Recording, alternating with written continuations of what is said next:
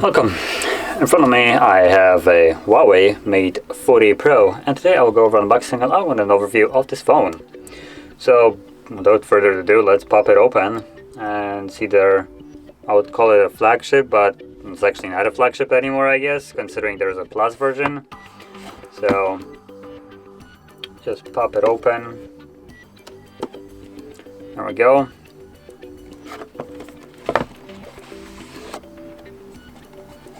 So right off the bat you can see the phone right there. Great, so let's take it out. Set it right over here. Obviously nothing in here, so I'm just gonna put that to the side. And here, just a cardboard, whatever, no one cares. This is looking a little bit different than what I'm used to, so we have a little marking on here for the SIM eject tool. I guess they show you where the tray is, even though no one has ever needed that, I guess. And just a pamphlet, not really much in here. That's basically everything that we get. So again, to the side. And then we got something that I just consider kind of funny every time I see it.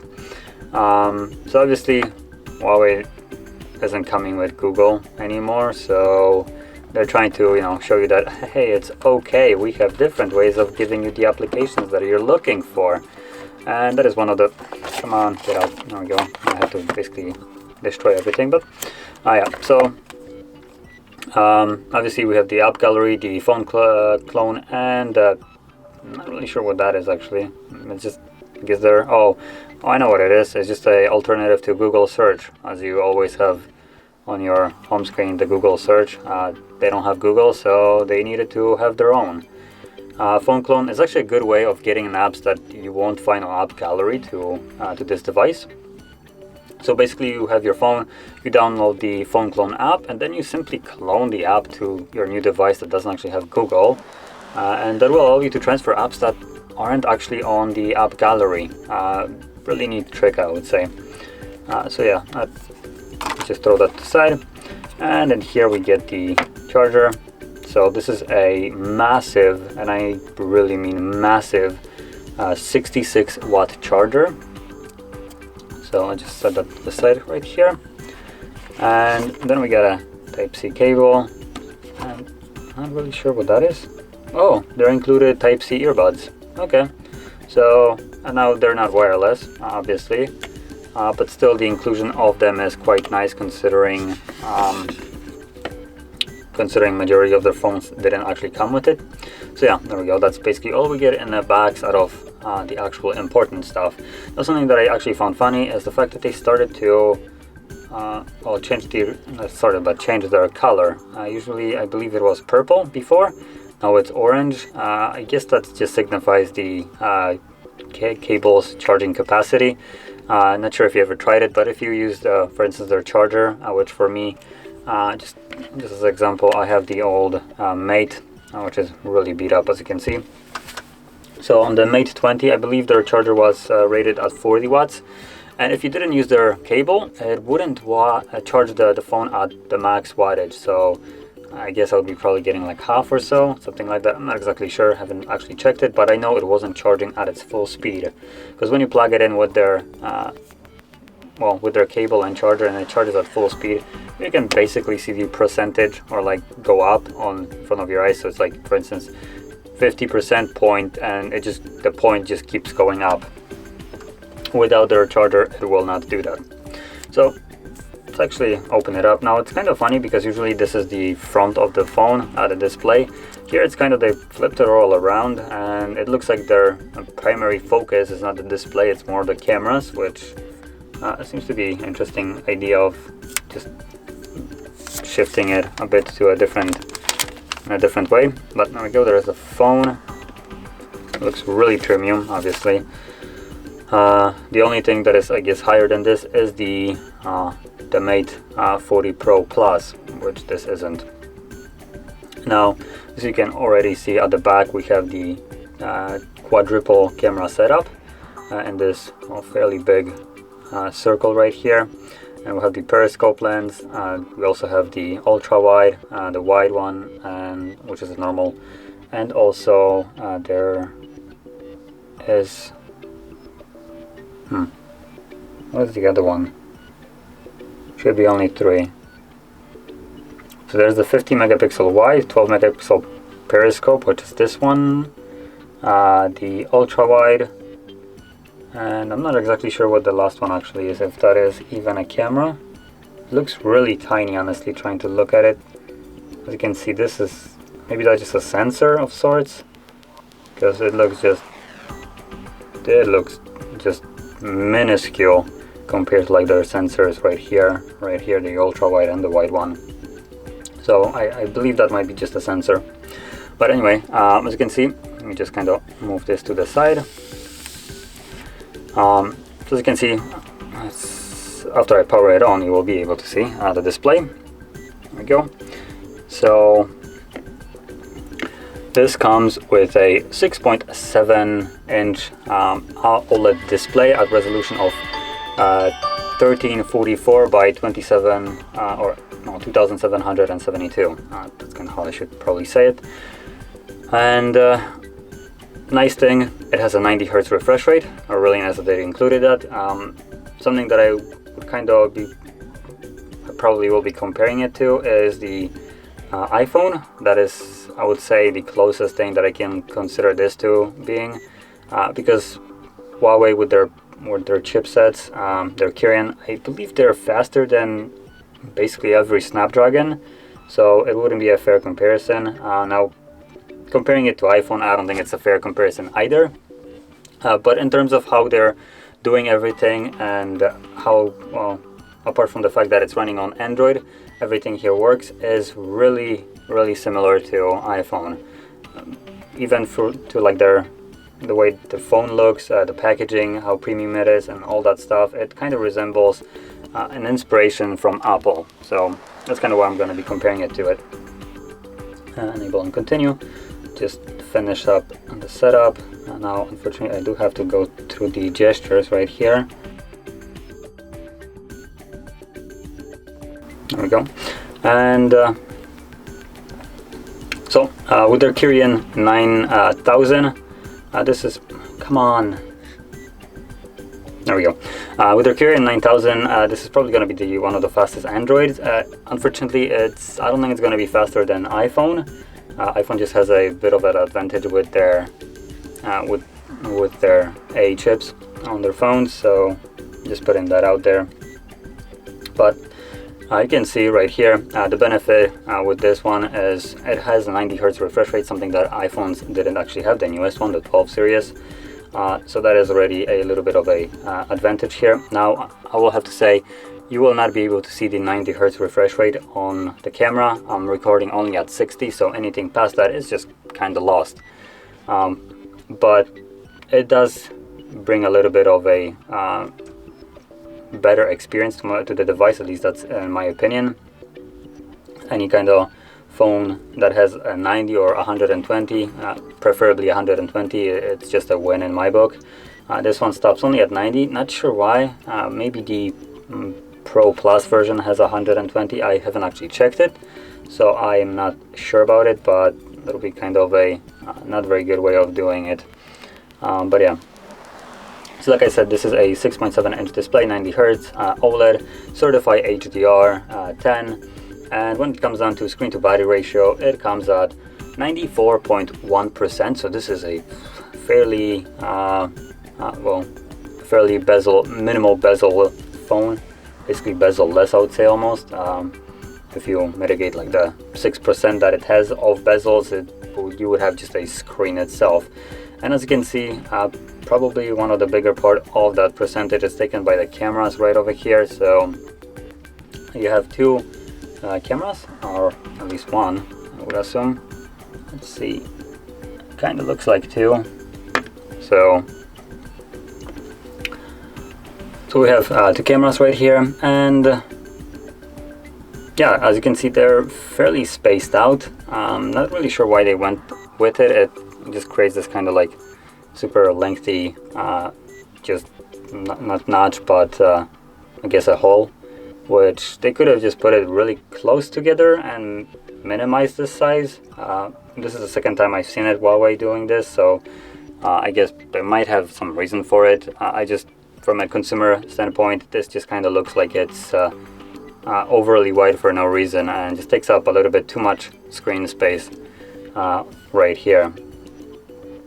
So moving on further, the display with its resolution has a 456 pixels per inch, so it is a fairly dense display, which you would expect at a display that comes basically at 1440p resolution. So yeah, now moving to the back side of the phone, where we have the camera setup, as you can see right over here.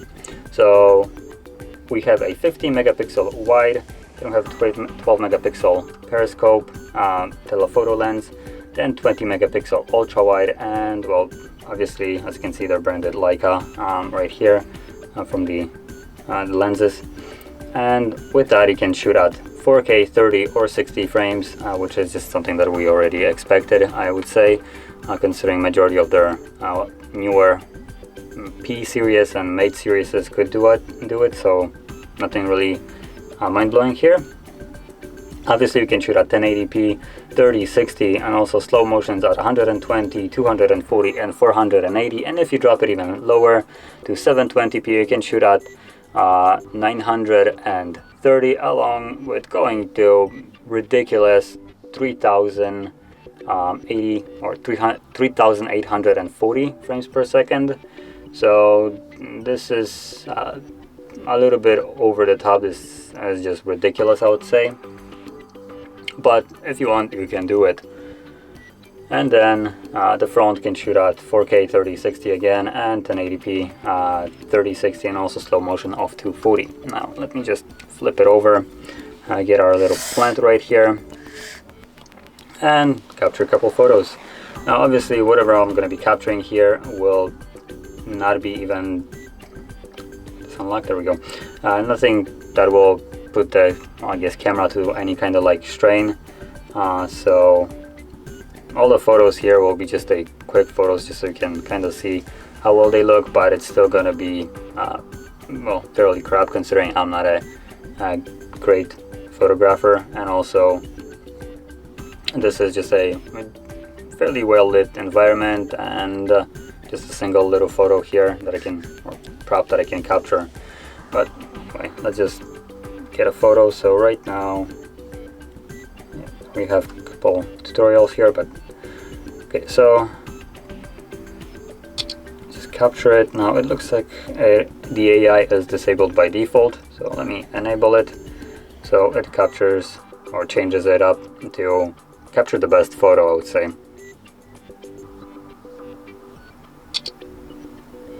So now we can get a look at it. So this is the AI photo. Now hopefully it will be fairly clear on the camera, but as you can see, the detail is there. It did capture most of the focus right over here. That's why it's kind of blurry on the bottom and a little bit here. But I have to say it did a fairly decent job, obviously. The colors are fairly correct. The plant is a little bit greener on here than it is to me right here. But other than that, it looks, well, like an outstanding photo, as you would expect from this device.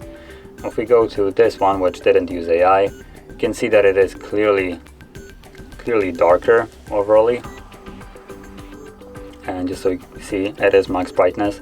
So the photo here came out a bit darker without the AI. Now it's still a really good photo, just putting that out there. Now apart from the normal photos as I captured, we have also the ultra wide. Just close this off. So there it is. There's the ultra wide. So obviously I can capture way more with it. And look what it did here.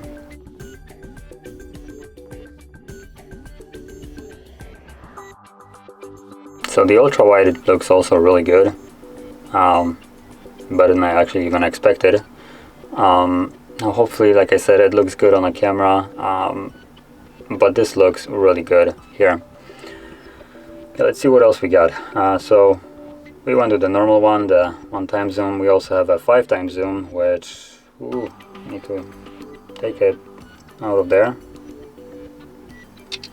Now we have 5x zoom, but we can also go to 10, 20, 30, 50x zoom, but at this point I cannot capture anything. As you can see, I can barely figure out what I'm looking at.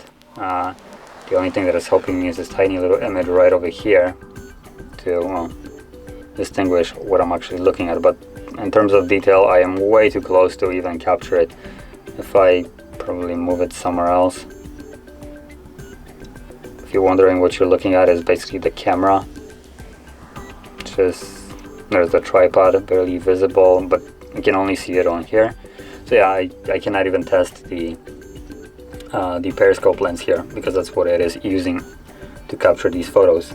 Now outside of that, we can also go to more, where we have far more options: time lapses, light paintings, monochromes, even high resolution, which will use the full resolution of a sensor, dual view, which, let's see, ooh, that's nice, interesting. So I probably believe this will look better in this perspective. So it looks like it uses the periscope lens and also the normal one to capture two different views, which honestly I really like. Can I zoom in here as well? Oh, I just closed it. Not what I wanted to do. Let's go back. So I can zoom in all the way to ×15 while still keeping this image as it is. Now that is really neat, and I kind of like this. And I believe this isn't really new. I think it already was in some of the Huawei's before. But obviously you can see that the cameras here are, well, way above average, and they capture outstanding photos. Now let's also take out the selfie. I'm gonna capture myself here. Beauty mode. Okay, so they started adding option for the toggle to have a beauty on or off, which obviously I'm gonna go with off. Okay.